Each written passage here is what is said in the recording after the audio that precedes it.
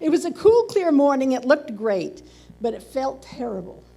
There's something about the fear of dying that will foul up a perfectly good morning. And there was plenty of fear. You could almost smell it. You see, the whole Philistine army was just to the west, up on the road at Happik. And yesterday, the Philistines had won the first battle, and 4,000 Israelites had died. Now the Israelites were headed into battle again against the Philistines. Let's take a peek into some of their battle planning and see what, now we're on. Okay, in 1 Samuel, it tells us a little bit about what their plans are. They've just been defeated quite badly, and they're going back. Boy, I'm glad I wasn't there that day. And when the people had come into the camp, the elders of Israel said, "Why has the Lord defeated us today before the Philistines? Let us do something special." They came up with a bright idea. Let us bring the Ark of the Covenant from Shiloh to us, and when it comes among us, it may save us from the hand of our enemies. What a great idea. There it is, the Ark of the Covenant. That was pretty special. The Ark of the Covenant means that inside that box was the 10 Commandments that God wrote on rocks with his very own finger. That was pretty special. It had represented a lot of very special events, and it was sacred and holy, and that's where God lived. On the top of that was called the mercy seat, and God's presence was shown there. Imagine what that would happen if you could just take that to battle. The ark, of course, was a symbol of God's presence, like the pillar of fire in the wilderness. They remembered when God had taken Israel out of Egypt, and the rough spot they'd been in. Exodus 14 tells us that the Egyptians were behind them, and the Red Sea was in front of them, and it didn't look very good at all. So they were in trouble. But the Lord said in Exodus 14, Moses answered the people, "Do not be afraid, stand firm, and you will see the deliverance the Lord will bring for you today. The Egyptians you see today, you will never see again." Amen. The Lord will fight for you. The Lord will fight for you. You only need to be still. Really? Really? Wow. Stand back. I've got your back. I got it. I can take care of this. Of course, they also remembered the dividing of the Red Sea. In fact, that was really special. Joshua said to the Israelites, "Come here and listen to the words of the Lord your God. This is how you will know that the living God is among you, and that he will certainly drive out before you here they are, the Canaanites and the Hittites and the Hivites and the Perizzites and close enough. The something. I'm scared just trying to read their names.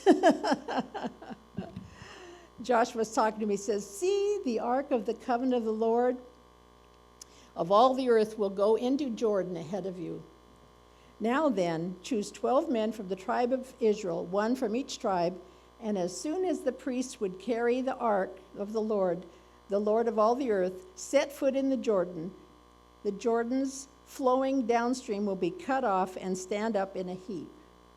Now, God told him to say that, and he was happy to pass that word on to these people they were trying to escape. And what do you think happened?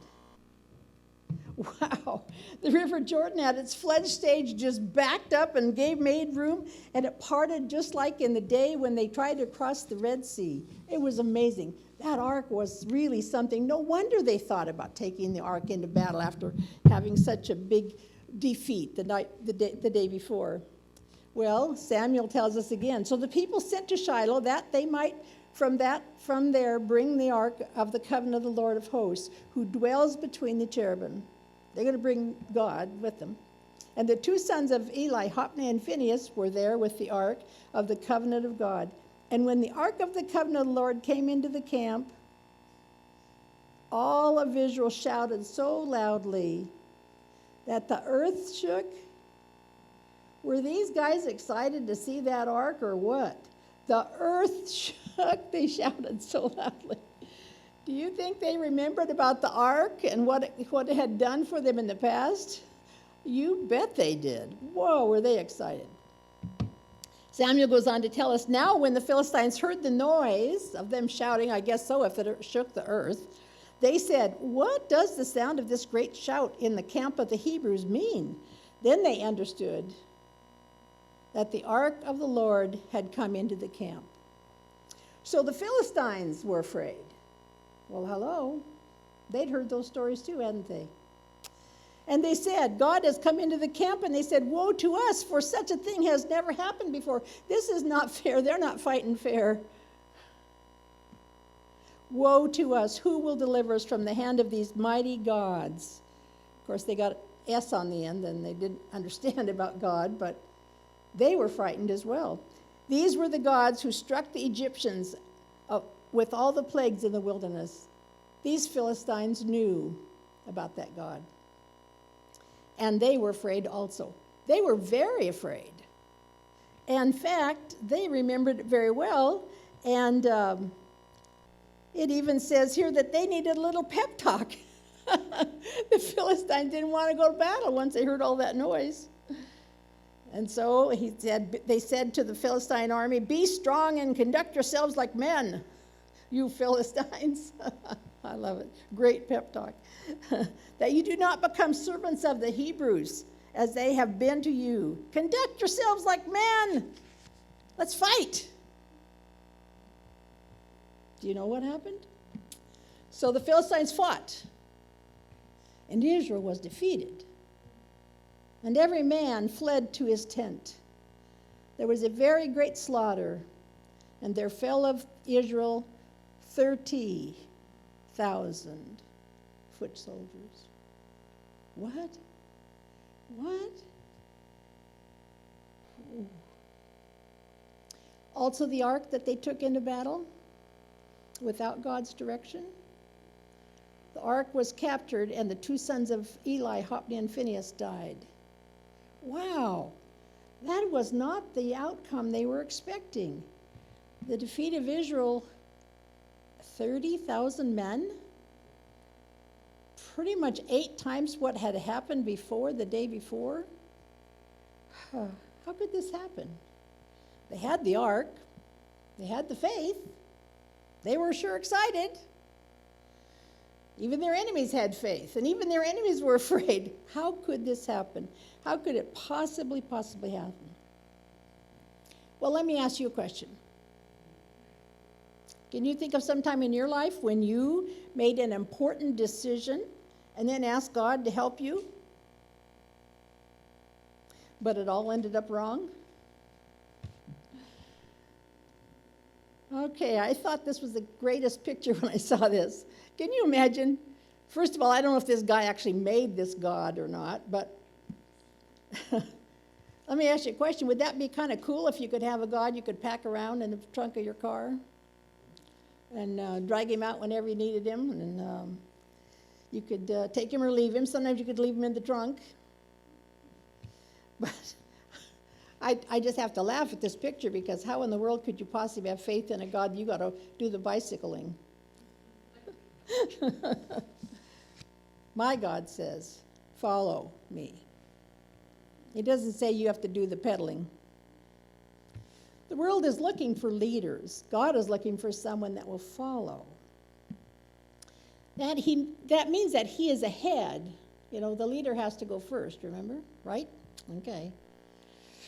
So the Israelites had God in the little box. Well, that sounded pretty easy. And they would drag him out into the battlefield, and then they would win, of course. That was the plan. But 30,000 Israelites died that day. Maybe we shouldn't be asking God to get in a box so we can haul him around and have him handy whenever we really got in a pinch. I don't know. You're probably saying, I would never do that. I would never be so presumptuous as to ask God to get in a little box so I could have him nearby, put God in a box. What the Israelites did was, in hindsight, was just simply stupid. They were pretty excited about it. But let me ask you, maybe more pertinent question. First of all, have you perhaps not even asked and just pressed forward with your own plans? Or how about have you not always made him the priority of your day? Wonder if that'd be putting God in a box. Or do we read the directions in the book and actually think that they apply to us today, right now, our lives? Has God asked you to do something you really did not want to do, so you said no? Surely not. There's really a cure in 3 words. Come, follow me. Jesus' invitation is pretty clear, actually. I really like this story that I remember from Matthew, that now behold, one came and said to him, "Good teacher, what good thing should I do that I could have eternal life?" He was pretty confident the teacher was going to say, "You're good, man, you're good." So he said to him, "Why do you call me good? No one is good but the one, and that is God. But if you want to enter into life, keep the commandments." Well, then the smile really broke out on his face, because he said to him, "Which ones?" Jesus said, "Well, you shall not murder, you shall not commit adultery, you shall not steal, don't be telling lies.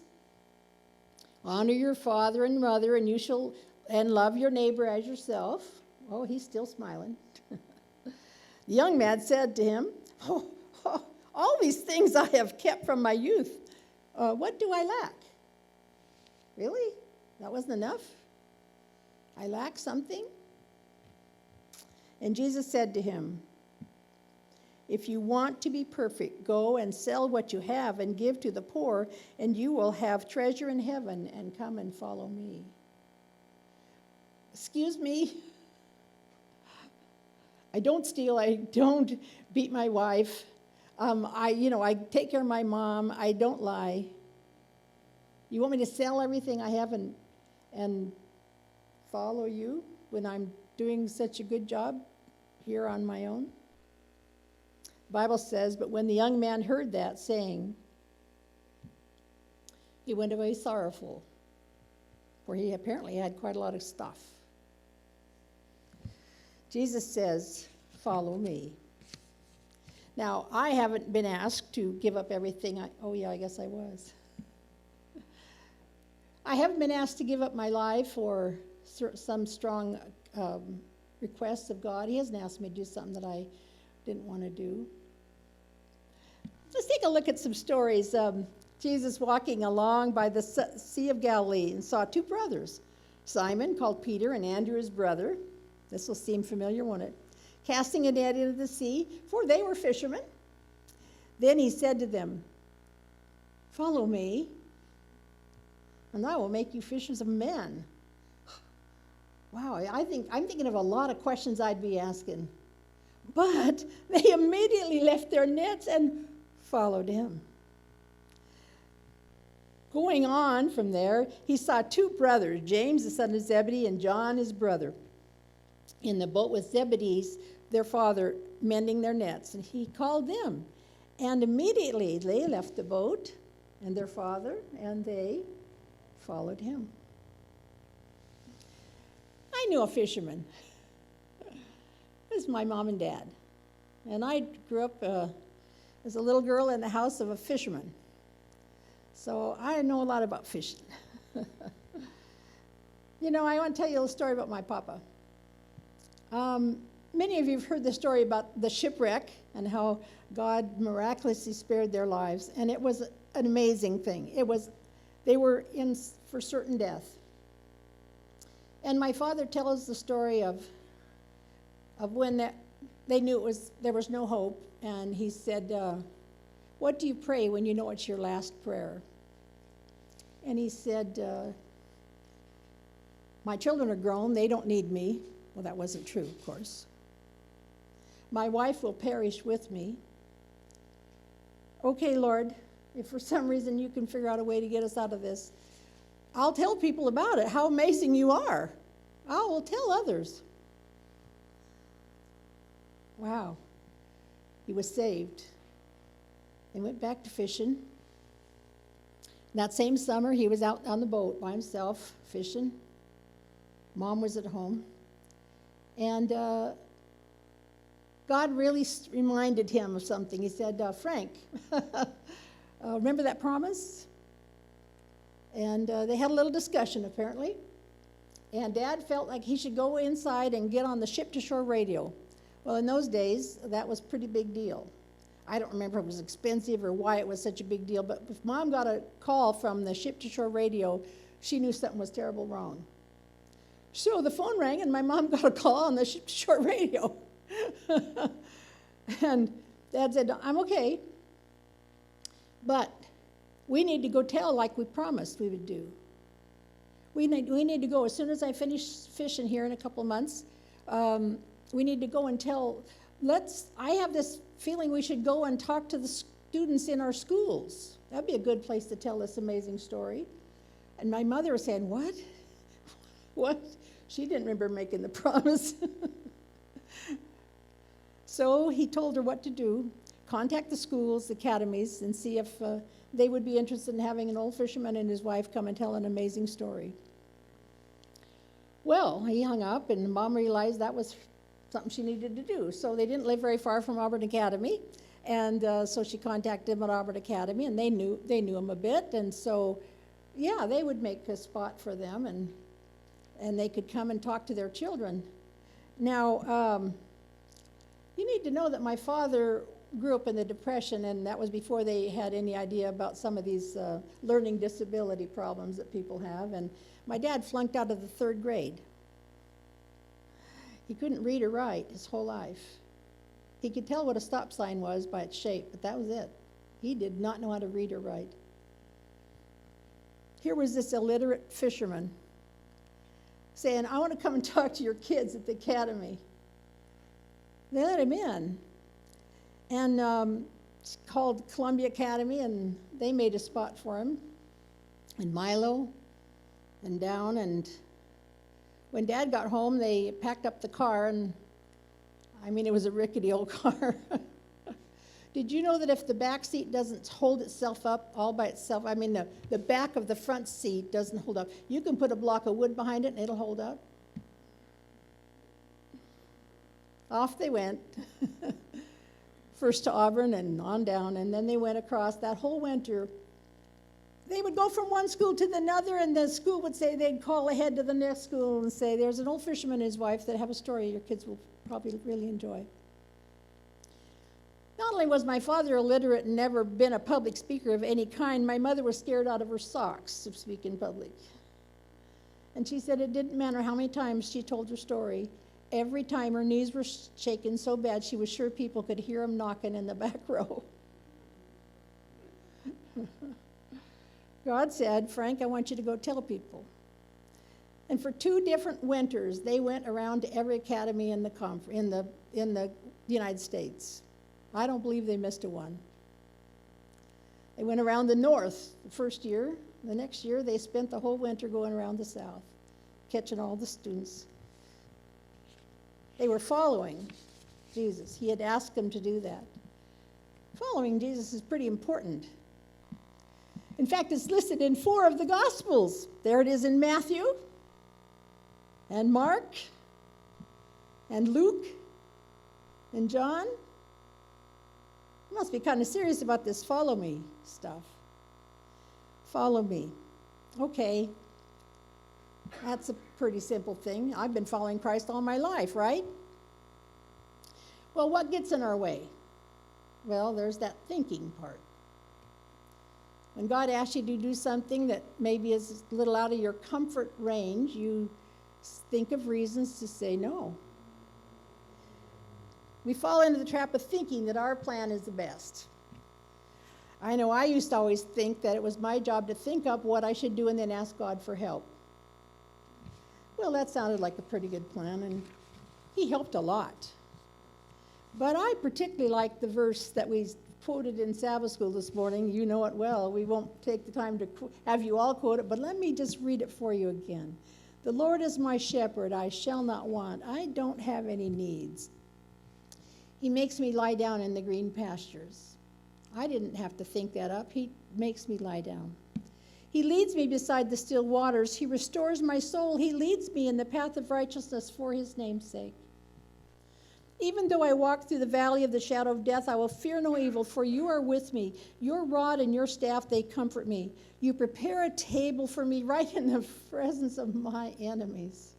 Wow, that's a big one. You anoint my head with oil, my cup runneth over.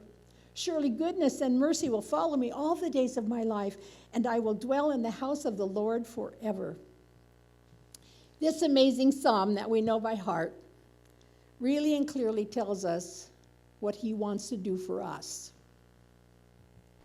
He will take care of us, take care of our needs. He will make a rest place, a good, safe place to rest. He leads and restores us. He takes away our fears. His comfort will guide us. He makes a feast in front of my enemies. I do like that one. He shows his goodness and mercy, and he made a home for me where we can live together. I want to tell you a personal story that really helped me get this. In 1986, after I'd been married for 23 years, one day I find out that my husband wants a divorce. I'm completely blindsided and I have no idea what to do. But that next morning, I had a class that I had to teach in Vernonia. And the people that were coming to that class were coming from all over that area, and I did not know who was coming, and I couldn't cancel this appointment. And I had no choice but to somehow get my gear in the car and head over for Vernonia that next day. I was totally stunned and shocked and didn't know what to do. I managed to get the stuff set up for the class and give my class and get it back in the car, and then I wept. I wept and wept and wept, and I didn't even know what to pray. And I could only pray, help, help. I didn't know what was ahead. I had 2 teenage boys. What was going to happen? Was I going to have to move? I didn't know what was going to happen. It was very, very painful. And I'm crying and crying, and I heard, call to Wayne. Oh my goodness, I'm losing my mind. And I said, help. And I heard, call Dwayne. Well, the only Dwayne I knew was my cousin, that was cousin through my husband. And I knew him fairly well, of course, but I wouldn't say he would be my best friend. He lived clear down in Roseburg. He and his wife, Cheryl. I shook my head, and it was clear I was to call Dwayne. So I talked it over with God and said, what's going on here? I don't want anybody to know. I'm pretty sure we can fix this, and it doesn't have to end in divorce. Whoa. I don't want anybody to know. This is huge. I'm not calling Dwayne. Yeah, I knew I had to call Dwayne. So then I did my best to wipe away my sadness, and I went to a payphone. That was a while back. And in the meantime, I decided, okay, I'm going to call Dwayne, and I'm going to ask them if they're coming up to Portland for the weekend and just see, and then I'll go from there. If they're not coming up, I'll know it. Well, I wish I don't know. So I called Dwayne, and he was at work. And I said, I just want to know if you guys were coming up. And I was as nonchalant as I could be. And his wife worked where he did. And he said, just a minute. Hey, Cheryl, are we going to Portland? No? Marcia, no, we're not coming up. But why don't you come down? What? Why in the world would he say that? I didn't ask. I didn't even tell him I wanted to see him. And I said, okay, I'll be down. He said, will you come down tonight? And I said, I will. And I hung up. And I drove home, And my husband wasn't home from work yet. And I put a couple of things in the car and wrote a note and said I'd be back when I get back. And off I headed for Roseburg. Well, it's a long drive, and my goodness, my head was spinning with everything. And why am I going to Roseburg? How, this is the stupidest thing ever. And I said, okay, Lord, here's the deal. If that wasn't you, would you mind telling Dwayne what you want me to know? Because whatever Dwayne says for me to do, I'm going to do. And so I got there, and it was about 9 o'clock at night. And Cheryl was there, and Dwayne, of course. And I thought, well, it didn't say I'm supposed to talk to Cheryl, which I'd rather talk to Cheryl. And right off the bat, Cheryl said, oh, man, I'm tired. I'm going to bed. You can talk to Dwayne. And so I said to Dwayne what had happened so far. And I knew I was supposed to tell him. And so I explained what was happened, and he listened. And not a lot had happened so far, except that I was supposed to go there and talk to Dwayne. And when I was finished, he told me 4 very distinct, clear things I should do, none of which I would have done. One of them was that I should tell people. Well, I wasn't about to tell people, but he said I should tell people. He said there's people that love you, that will support you, and you need to tell people. The other thing he said, there was a couple more, but one of the things he said was, you need an attorney. You need your own attorney. Well, I didn't know. I said, that won't be necessary. We're not going to be fighting over money. I don't know anything about divorce, but we both work, and I'm sure that, Dwayne said, you need an attorney. And he went to his, the next day, Cheryl, of course, had found out what had happened, and she was talking, and they said, we're going to call our attorney here and get a reference for somebody in Vancouver, and you need an attorney. So I took the name and put it in my purse. And a little while later, I thought I better head home. Well, my sister lived in Canby at the time, and I'm supposed to tell somebody, and I thought that would be a good person to tell. So I went in to see my sister, and I told her what was going on. She's really crying. And when I got done telling her about going to Roseburg and all of that, and I told her all the stuff that Dwayne told me, and she said, I'd have given $1 million for that. She said, you need to do exactly what you were told to do. Apparently, and I didn't know this because she didn't tell anybody, she had a husband that was unfaithful, and she got into a lot of trouble, and it caused a great deal of pain for her and her children, and eventually they did divorce. Well, I went home, and Dave wasn't home from work yet, and I knew I needed to call that attorney right away. But I got a phone call, and it was from the pastor, and pastor said he just wanted to stop in. He never called me and said he wanted to stop in. He saw me at church. That was quite a bit. But he called that morning or that afternoon and said he wanted to stop in, and so I said, okay. And he came by, and he said, listen to what I told him, what was going on, and I told him, and then he said, Marcia, you need your own attorney. And I said, well, I don't think I really need an attorney, but I do. My friend gave me an attorney name. And so anyway, he said, well, I can get you a reference if you need it, but you do need to call, and you need to do it today before Dave gets home from work. I will, I promise I will. So he left. And then and then I thought, okay, I got to make this phone call. Well, I looked for that name in my purse. I could not find it anywhere. I don't know what I did with it, but it wasn't in my purse.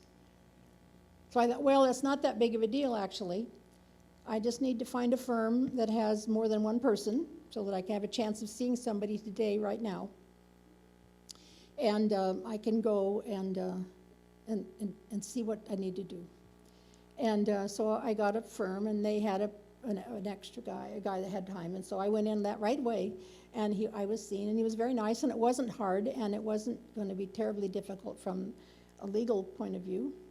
And so that night, of course, Dave wasn't very happy that I'd done that, but I got a call from Cheryl.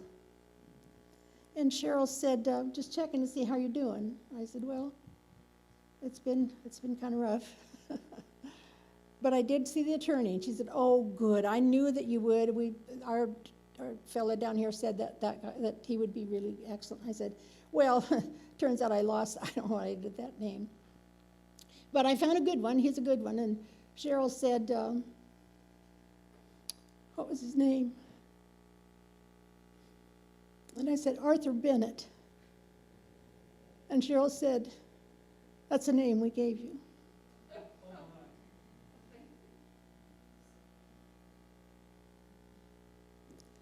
God said, shut up, Marcia. Follow me. You have no idea where to go. Why don't you just follow me? I see you. I got your back, honey. We're not out of this woods. It's going to be rough. But he went to so much trouble to make sure that I knew that that was him. And he couldn't have been clearer, because absolutely everything that I was told to do, I wouldn't have done any of them. I know I wouldn't have. And it made all the difference in my being able to get through it the way I did. So I know it's a personal story, and I don't really want to tell you those kind of stories, but you know what? Trust in the Lord with all your heart, and lean not on your own understanding.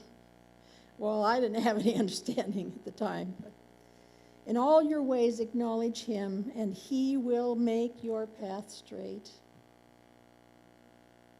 Please write that down someplace where you'll never forget it. Why in the world do we feel like we got to put God in a box? Why is it that we feel that we have to figure out what to do and then ask him for his help? Now, there's nothing wrong with asking for help. But I'm talking the part where you got to figure it out first.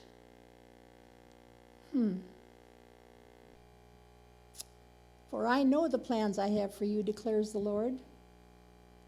Plans to prosper you and not to harm you. Plans to give you hope and a future. God wants to be an active part of your life. He doesn't want to be something that you go to when you're in trouble. He doesn't want to be somebody that you've figured it out and now you're begging for help. What about asking him for direction first? Father in heaven, thank you for all the amazing things you've done in all of our lives. You've been there through the thick and the thin and the happy and the sad. You never left us. And you're right there with your hand out and saying, come on, girl, come on, boy, come on, follow me. Please, Lord, help us to not be afraid to follow. We don't have to be the leader. Lord, please, help us to follow you no matter what you ask us to do.